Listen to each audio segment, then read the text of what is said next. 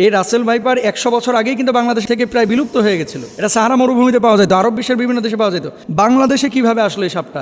সাপে কামড়াইলে বাংলাদেশে আমরা কিছু ভুল বা কুসংস্কার কাজ করে থাকি। আর কিছু সাপ আছে, আপনি জানেন কিনা, সারা পৃথিবীতে যত ধরনের সাপ আছে 80% সাপ যাদের বিষ নাই, মানুষকে কামড়াইলে মানুষের শারীরিক কোনো ক্ষতি হয় না। এবং সাপের একটা নেচার আছে, কিন্তু আপনি যতক্ষণ পর্যন্ত তারে খোঁচাখুচি না করবেন ততক্ষণ পর্যন্ত কিন্তু কামড়ায় না। খেয়াল করে দেখেন, ধরেন আপনার পাশ দিয়ে চলে যাচ্ছে, আপনাকে প্রথমে কিন্তু ছবল মারে না, এটা সাপের একটা বৈশিষ্ট্য। কিন্তু এই রাসেল ভাইপার বাংলাদেশে যেটা ছড়িয়ে পড়েছে, সাপের ব্যাপারে কিন্তু হাদিস আছে একাধিক। এবং এক্ষেত্রে আব্দুল্লাহ ইবনে ওমর রাদিয়াল্লাহু তাআলা আনহু, তিনি সাপ দেখলেই কিন্তু দৌড়ান দিতেন এবং মারতেন। আপনি বলবেন যে হুজুর কেন তিনি মারতেন? নবীজি সাল্লাল্লাহু আলাইহি ওয়াসাল্লাম এক প্রকার সাপের ব্যাপারে খুব সতর্ক করেছিলেন সাহাবীদেরকে। কোন সাপ? দেখেন, নবীজি সাল্লাল্লাহু আলাইহি ওয়াসাল্লাম সেই সাপের ব্যাপারে, আনা আয়েশা রাদিয়াল্লাহু তাআলা আনহা ক্বালাত, আমরা রাসূলুল্লাহ সাল্লাল্লাহু আলাইহি ওয়াসাল্লাম বিকতলি তুফিয়াতাইনে ফাইন্নাহু ইয়ালতামিসুল বাসর ওয়া ইউসিবুল হাবাল। আয়েশা রাদিয়াল্লাহু তাআলা আনহা থেকে বর্ণিত, তিনি বলেন রাসূল আকরাম সাল্লাল্লাহু আলাইহি ওয়াসাল্লাম পিঠে দুটি সাদা রেখা বিশিষ্ট বিষধর সাপ মেরে ফেলার নির্দেশ দিয়েছেন, কারণ তার দৃষ্টিশক্তি কেড়ে নেয় এবং গর্ভস্থ সন্তানের ওপরে বিরূপ প্রতিক্রিয়া সৃষ্টি করে। গর্ভে যে সন্তান থাকে, এরকম কোনো মাকে যদি এই সাদা রেখা বিশিষ্ট সাপ দংশন করে, তাহলে সেই সন্তানের উপরে ইফেক্ট করে, মায়ের উপরে ইফেক্ট করে। এটা নবীজি নিজে বলেছেন। কোথায় আছে হাদিসটি? এই হাদিসটি আম্মাজান আয়েশা সিদ্দিকা রাদিয়াল্লাহু তাআলা আনহা থেকে বর্ণিত। আরেকটি হাদিস, ওয়াকাল আবতারু ওয়াদুত্তুফ ইয়াতাইনে, নবীজি কি বলছেন? লেজ খসে যাওয়া এবং পিঠে দুটি সাদা রেখা বিশিষ্ট সাপ। আব্দুল্লাহ ইবনে ওমর রাদিয়াল্লাহু তাআলা আনহু একটা সাপ দেখলেন, তারপরে এটার পিছু নিয়েছেন। অন্যান্য সাহাবীরা ওনাকে বলছেন, এই তুমি কোথায় যাচ্ছ? এই যে সাপ, নবীজি সাল্লাল্লাহু আলাইহি ওয়াসাল্লাম তো সাপ দেখলে মেরে ফেলতে বলেছেন, এই জন্য আমি মারার জন্য যাচ্ছি। তো সাহাবীরা বললেন, তুমি কি শোনো নাই যে ঘরে এবং ঘরের বাইরে যে সমস্ত সাপগুলা মানুষের আশপাশে থাকে, এই সাপগুলো তোমাকে দংশন না করলে, তোমার ক্ষতির কারণ না হলে তুমি তাকে হত্যা করতে পারবে না। এটা নবীজি নিজেই নিষেধ করেছেন। তাহলে কি এখান থেকে বোঝা যায় যে যেই সাপটা আপনার শরীরের জন্য ক্ষতিকর, আপনার জীবন বিনাশ করবে, সেই সাপকে আপনার হত্যা করতে হবে। আর কিছু সাপ আছে, আপনি জানেন কিনা, সারা পৃথিবীতে যত ধরনের সাপ আছে 80% সাপ যাদের বিষ নাই, মানুষকে কামড়াইলে এই মানুষের শারীরিক কোনো ক্ষতি হয় না। এবং সাপের একটা নেচার আছে, কিন্তু আপনি যতক্ষণ পর্যন্ত তারে খোঁচাখুচি না করবেন ততক্ষণ পর্যন্ত কিন্তু কামড়ায় না। খেয়াল করে দেখেন, ধরেন আপনার পাশ দিয়ে চলে যাচ্ছে, আপনাকে প্রথমে কিন্তু ছবল মারে না, এটা সাপের একটা বৈশিষ্ট্য। কিন্তু এই রাসেল ভাইপার বাংলাদেশে যেটা ছড়িয়ে পড়েছে, এই রাসেল ভাইপার 100 বছর আগেই কিন্তু বাংলাদেশ থেকে প্রায় বিলুপ্ত হয়ে গেছিল। এটা সাহারা মরুভূমিতে পাওয়া যেত, আরব বিশ্বের বিভিন্ন দেশে পাওয়া যেত। বাংলাদেশে কিভাবে আসলো এই সাপটা? এখন আমরা জানি না যে এটা কারো ষড়যন্ত্র কিনা বাংলাদেশের কৃষিখাত ধ্বংস করার জন্য। এই রাসেল ভাইপার ছাড়ে দিলে কৃষকরা ভয়ে মাঠে যাবে না, ধান কাটতে পারবে না, বা জঙ্গলে যাবে না, কারণ এটার ইফেক্ট কিন্তু কৃষিখাতে অবশ্যই পড়বে।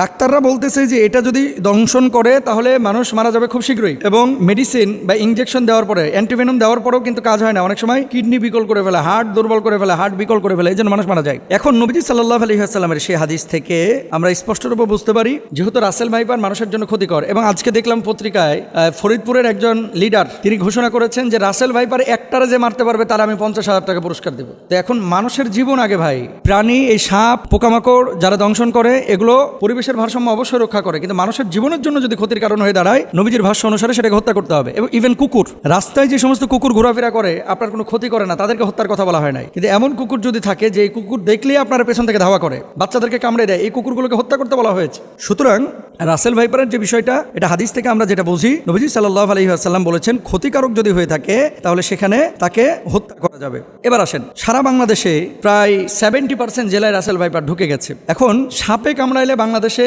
আমরা কিছু ভুল বা কুসংস্কার কাজ করে থাকি, যেগুলো আসলে চিকিৎসা বিজ্ঞানের আলোকেও অথেন্টিক না এবং কোরআন হাদিসের আলোকেও অথেন্টিক না। মনে রাখতে হবে, যখন কোনো বিষয় আপনার শারীরিকভাবে কোনো ক্ষতি করছে, প্রথমত আপনাকে কারণটা বের করতে হবে যে কি কারণে এটা হলো। সাপে কামড়াইছে, সাপে কামড়ানোর পরে এই বিষটা কিন্তু আপনার শরীরের মধ্যে ঢুকতেছে। এখন আপনি শরীরের মধ্যে বিষ ঢুকেছে, ওই জায়গাটা না বেঁধে আপনি নিয়ে গেলেন ওঝার কাছে। ওঝা কি করতেছে? ওই তদবির করতে করতে করতে করতে, আগে যেমন বাংলা সিনেমায় দেখা যাইতো, ওই যে বিন বাজাইতেছে আর কাইটা যেই সাপটা দংশন করছে এ আবার উড়িয়া চলে যেতেছে একেবারে। হ্যাঁ, আসার পরে ওখানে মনে করেন মুখটা দিয়ে আবার মনে করেন বিষ বাইর করে ফেলে। এগুলো মিথ্যা কথা ভাই, এগুলো কোনো ভিত্তি নাই। তবে হ্যাঁ, নবীজি সাল্লাল্লাহু আলাইহি ওয়াসাল্লামের সাহাবীরা একটা কাজ করেছিলেন, সূরা ফাতিহা পড়ে ওই জায়গাটায় থুথু লাগিয়েছিলেন, তারপরে ওটা বের হয়ে গেছিল। এর মানে এই না যে থুথু লাগাইলেই সাপের বিষ বাইরে হয়ে যাবে। কামড়াইছে রাসেল ভাইপার আর আপনি নামাজ পড়েন না, রোজা করেন না, থুথু লাগাই দিতেছেন, থুতুকে ওখানে কপ ফেললেও কিন্তু বিষ বাইর হবে না। এগুলো খেয়াল রাখতে হবে। তাহলে আপনার করণীয় কি? আপনাকে যাইতে হবে ডাক্তারের কাছে। আপনি ডাক্তারের কাছে যান, যাওয়ার পরে আপনি চিকিৎসা নেবেন। আর ওঝা, তারপরে বিন বাজানো, এই সমস্ত জিনিসগুলো অথেন্টিক যেহেতু না, যে জায়গাটায় অথেন্টিক বা কারো কাছে এমন কোনো মেডিসিন থাকলে আপনি সেই জায়গাটায় চিকিৎসা নিতে পারেন। আবার আমাকে ভুল বুঝেন না, ঝাড়ফুঁক ইসলামে কিন্তু জায়েজ, কিন্তু কবিরাজির নামে এই যে বিন বাজাইতে বাজাইতে সাপকে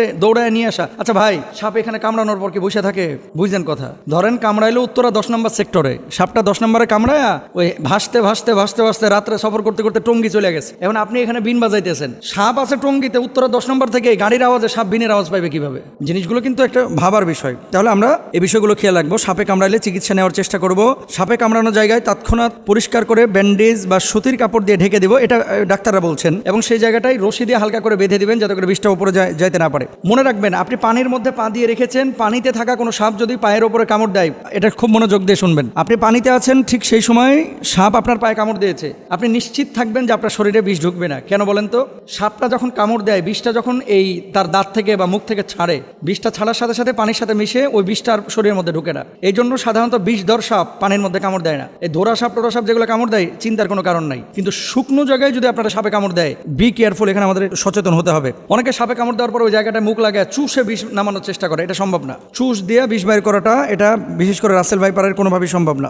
আর বিষাক্ত সাপে কাটলে বাঁচার একটাই পথ, দ্রুত হাসপাতালে যাওয়া, আল্লাহর কাছে দোয়া করা, সূরা ফাতিহা পড়ে সেই জায়গাটায় ফুৎকার করা। যেহেতু এই সূরাকে বলা হয় সূরাতুশ শিফা, মনে রাখবেন, সূরা ফাতিহাটাকে বলা হয় সূরাতুশ শিফা, এবং সাহাবীরা এই আমলটা করে ফলাফল পেয়েছে। আমরা আমলটাও করব এবং হসপিটালেও যাব, আল্লাহর উপর তাওয়াক্কুল করব। আল্লাহ তাআলা তৌফিক দান করুন।